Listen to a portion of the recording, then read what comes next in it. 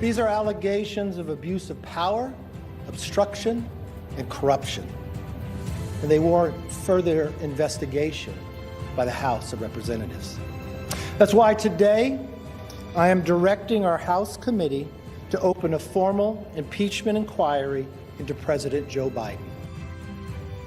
House Speaker Kevin McCarthy at long last giving the green light to an impeachment inquiry into President Joe Biden. So with the spotlight now squarely on the president's involvement in his son's business dealings, could the walls finally be closing in on the big guy? Well, let's bring in Missouri Congressman and Oversight and Accountability Committee member Eric Burlison. So, Congressman, good to have you this afternoon. The House Republicans have kind of been flirting with this impeachment inquiry for over a year now. What was the last straw that persuaded the Speaker to move this forward? I think that the evidence has just been mounting up. We have a situation where the bank records don't lie, right? And so while the Biden administration is really backtracking on a lot of their statements. So at first they said that Joe Biden never had any conversations with his son about his son's business dealings. We now know that that was a complete lie, because we know not only did he, according to testimony by Devin Archer and others that worked for Hunter Biden, that he had phone conversations with as many as 20 of the business associates of Hunter Biden. But we also know that Joe Biden was using aliases in order to communicate to his son's business.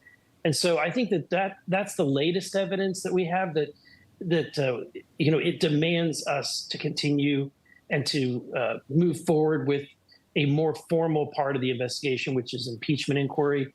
What I'm hearing about this step of formalizing impeachment inquiry is that it's going to give us members more authority to be able to get the documents that we've been denied access to for the past few months.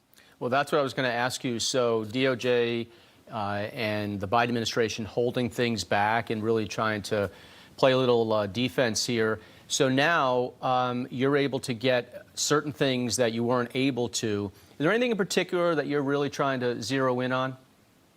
So if you've been, a lot of the information that we have been doing has been on the circumference. So because we knew that we couldn't be able to get access directly to the Biden family bank records. So what we've been doing is subpoenaing the bank records of people that are associated with the Bidens, and then following the money trail of money as it's being flowed from those business associates into the Biden family's businesses, or they're not their businesses, really their personal accounts.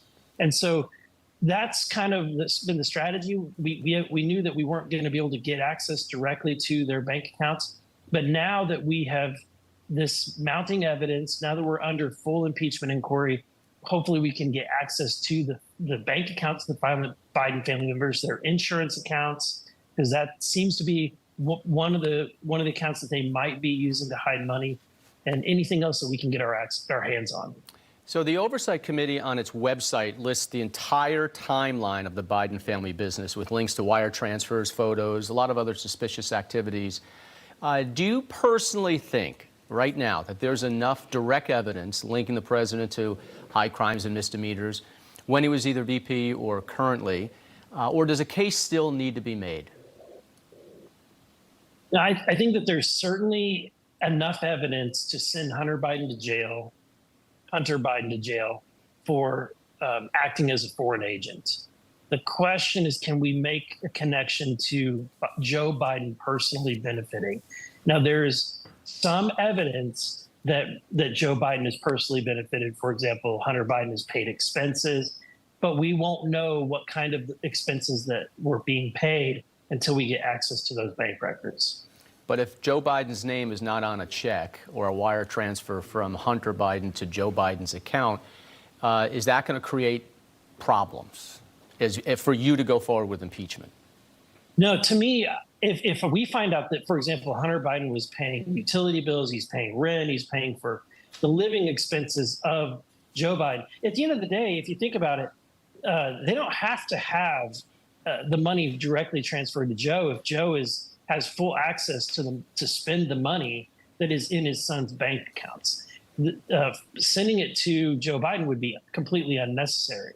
So, but if we can get access to Hunter Biden's bank accounts and determine that he indeed was financing his father's lifestyle, it doesn't. Then that, in my mind, doesn't. It's the same thing. All right, Congressman, we appreciate you coming on this Saturday, and we're going to watch this closely, as America is too. Thank you. All right.